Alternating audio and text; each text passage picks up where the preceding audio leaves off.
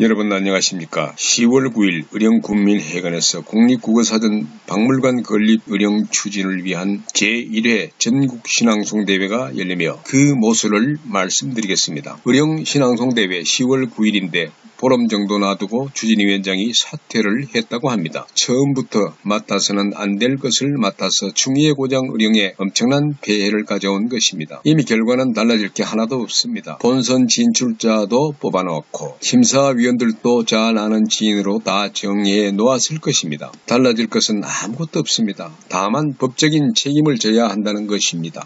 공고는 보통 6개월에서 10개월간의 공고와 홍보를 하는 곳도 많습니다. 홍보의 목적에 충실하기 위해서입니다. 가성비를 높이는 것입니다.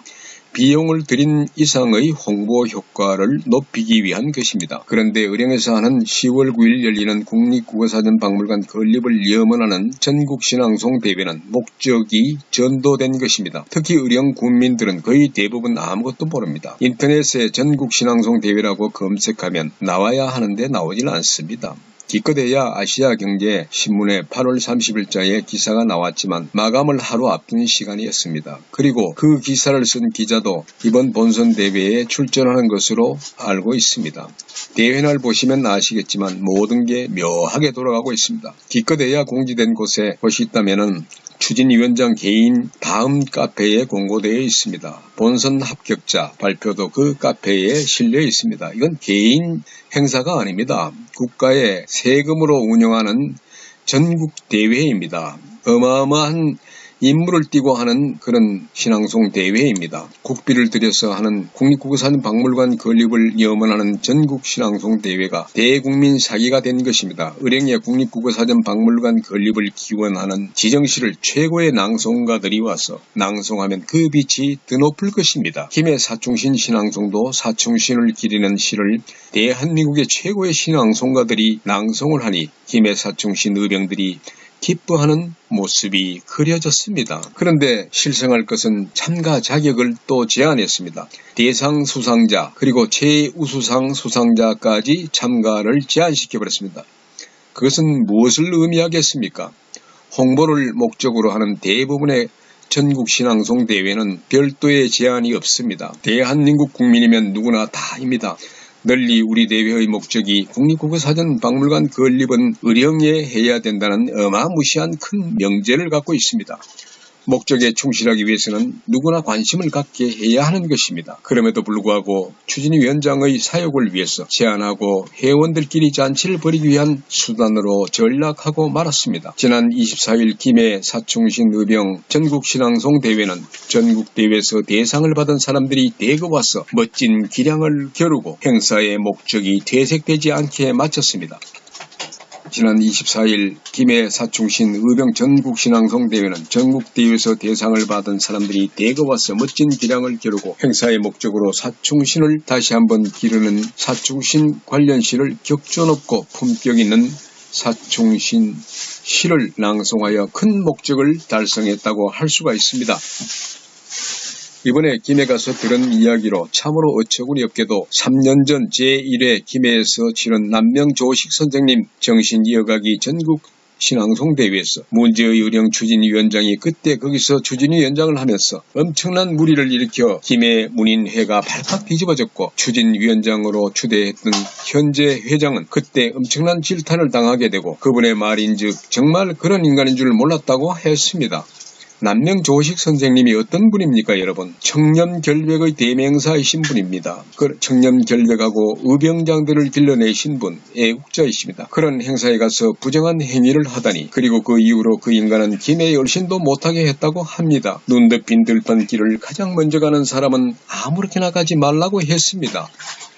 김해 사충신 의병 전국신앙송대회 추진 회장 및 임원들은 친절한 안내와 평등한 기회 그리고 공평한 진행 및 공정한 심사를 한다는 것을 본선에서 낭송을 했던 나로서는 충분히 체감했습니다. 당시 의병장들의 마음을 읽을 수 있다는 것을 이구동성으로 말하면서 상금 200만원을 받은 이명순 대상 수상자가 대접하는 저녁 식사장에서 갈비를 구우면서 참가하신 분들이 흐뭇하게 정단 나누는 모습은 격조높고 품격 있는 대회라는 것을 알게 해주었습니다. 의령신앙송대회 추진위원장이 사퇴를 했다고 하지만 이것은 대국민 사기극으로 고발되어야 합니다.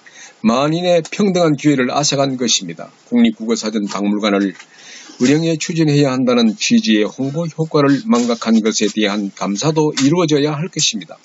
지난 과거 역사 속에서 나라가 어려울 때 의병을 일으켜 나라를 지켰던 곽재우 장군님의 의병정신으로 우리 모두는 이번 사태를 해결해야 될 것입니다. 10월 9일 의령 군민회관에서 하는 신앙송 대회의 상금은 전국 단연 최고입니다. 1등 200만원, 2등 2명에게 각각 100만원, 기타 상금이 전국 어디에서도 찾아볼 수 없는 최고의 상금입니다. 어느 곳에서도 찾을 수 없는 엄청난 상금입니다. 다른 대회는 2등은 겨우 30만원을 뚝 떨어집니다. 1등이 200만원이라 할지라도 그러나 회원들에게 공개된 만큼 회원들에게 푸짐하게 상금을 안기고 싶었는지 상금 배정에도 모순이 많습니다. 담당 공무원이 처음으로 하는 대회라서 잘 모르는 점을 추진위원장이 악용하여 엄청난 국고 손실을 입게 된 것이라고 생각합니다. 홍보도 제대로 하지 못하고 대회 목적에도 충실하지 않으면서 국민의 세금만 날리는 셈인 것입니다. 반드시 조사가 되어야 할 것입니다.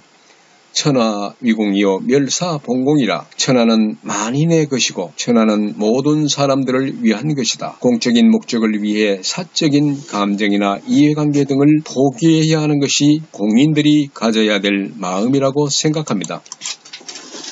45년 전 군대 생활할 때 이야기입니다. 사단에 하나밖에 없는 주특기 덕분에 사단장과 근접해서 근무할 때가 많았습니다. 소속했던 대대의 비리가 너무 심해서 사병들의 급식이 너무 엉망이다. 고심하던 그때 이를 터뜨리기로 했습니다. 중대장에게 이야기하니 펄펄 뛰면서 군대가 다 그런 거란다.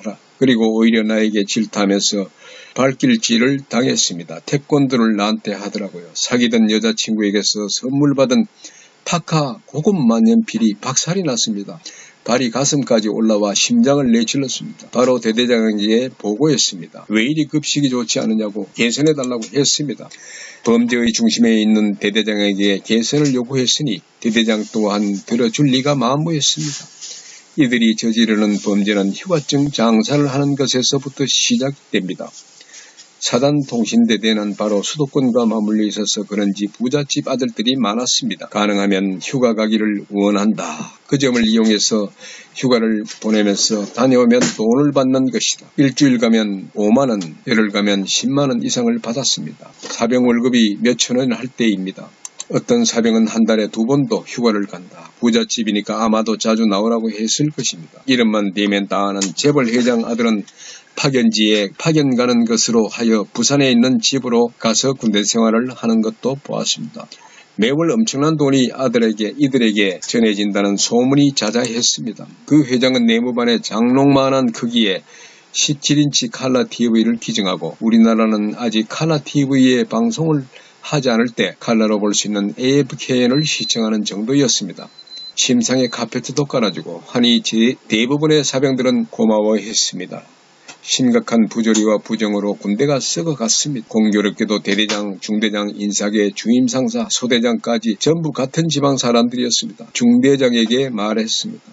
혼인한 나는 대대장 그리고 참모장에게 보고했지만 그들은 나를 이상한 놈으로 하여 파견지로 보내기 시작을 했습니다. 건근 33주년 국군의 날 행사 행정요원으로 파견을 보내줬다. 난 정말 개인적으로 횡재를 한 것입니다. 거기는 군대 생활의 천국이었습니다. 10월 1일 행사를 하기 위해서 7월 달부터 서울 여의도에서 근무를 하는 것이었습니다. 이것저것 잡수입이 많이도 생기더라고요. 행사 끝나고 김포 세관에서 압수된 외제품 오메가 롤렉스 시계 등 수많은 물건들이 8톤 트럭으로 와서 참가 장교 및 사병에게 나눠주는 일도 했습니다. 대부분이 행사가 끝나니 가기 바빠서 물건은 그대로 남아있었습니다. 멋진 곳을 나에게 보내줘서 대대장이 고맙다는 생각이 들었습니다. 행사를 마치고 부대에 오니 고생했다고 휴가도 보내줬습니다. 그리고 휴가를 다녀오니 전투장비 지휘 검열단에 나를 끼워 넣어줬습니다. 대부분 장교들인데 내가 그 안에 들어가 있었습니다. 얼마나 큰 영광입니까? 예하부대 검열하는데 한 달이 소요되는 현장에서 나는 날마다 가는 곳마다 부대마다 잘 봐달라고 별것을 다 받았습니다. 임진강 주변에 갈 때는 잉어도 주고 그 지역 주변 특산품을 가득하게 받는 즐거움도 있었습니다. 마치고 돌아오니 또 다른 파견지에 보내주었습니다. 군대 생활에 천국이 여기 있다는 것을 알게 됐습니다. 파견지는 천국입니다. 점호도 훈련도 없습니다. 방위병들 관리만 하면 되는 지역의 방위병들은 날마다 맛있는 것들을 준비해 오고 있습니다. 그리고 늦가을에는 뱀을 한 자루씩 잡아주는 그런 일들도 있었습니다. 미군들과 함께 근무하는 오피에는 전기 시설들이 잘 되어 있어서 전기 버너에는 늘 뱀탕을 끓여서 거의 매일 먹은 기억도 납니다. 이렇게 나를 파견지로 보내는 것은 마음 놓고 휴가증 장사를 하려는 대대장 이하 중대장 인사계 주임상사들의 음모가 있었습니다. 제대를 하기 위해서 자대로 들어와서 제대 말년 휴가를 보내주는데 나보고는 그동안 원칙을 주장했으니 남은 기간 원칙대로 근무하다가 제대를 하란다. 그래서 사단장, 소장, 전두환에게 찾아갔습니다. 그동안 중대장, 대대장, 참모장에게 보고해도 개선되지 않아서 사단장을 찾아간 것입니다. 사단장 비서실에서 몇 번 좌절되었는데 밖에서 옥신각신하니 전두환 사단장이 이를 보고 들여보내라고 하여 사단장과 겨우 면담을 하게 된 것입니다. 보안대에서 조사를 하고 이들은 모두 옷을 벗었습니다. 장교는 소위로 주임상사나 인사계는 이등병으로 제대를 한 것입니다. 이들이 저지른 죄는 휴가증 장사를 하면서 남은 사병들에게 야간 포처를 2번씩 서게 하고 그러하여 남는 주식이나 부식은 별도로 챙기는 이중부당 이득을 취한 것입니다. 엄청난 부를 이루다가 무너진 것입니다. 그리고 다음 후임자 대대장은 육사 출신 대대장이 왔습니다. 주임 상사가 대대장 관사에 고추장과 고깃덩어리 계란 한 판을 들고 갔다가 대대장 고종령은 뭐 이런 것을 가져왔느냐고 하면서 그대로 주임 상사의 얼굴에 가격하여 계란과 고추장 고깃덩어리가 범벅이 되었다는 것을 운전병이 전해져서 알게 되었습니다. 그 다음부터 부식 수령차가 부대에 들어오면 저울을 가지고 가서 모든 부식을 대대장이 직접 확인하여 모자라는 부분은 부식 수령관이 다 채워넣는데 첫날 닭고기가 많이 모자라서 대대장이 1시간 안에 다 채우라고 채워놓고 보고하라고 하여 인근 시장통에 가서 토종딸구로 다 채우면서 그날 중식 먹는 날 사병들은 잔치를 벌였습니다. 환호성을 질렀습니다. 정량대로 식사를 하니 모두가 놀란 것입니다. 이게 정량인데 누가 그동안 다 떼먹은 것인가? 그 이후로 대대장은 계속 부식차가 도착하면 부식 확인했고 부대원들은 풍요롭고 맛있는 식사를 계속할 수 있었습니다. 그동안 병참부대에서는 정량보다 더 적게 줬던 것을 그 이후로는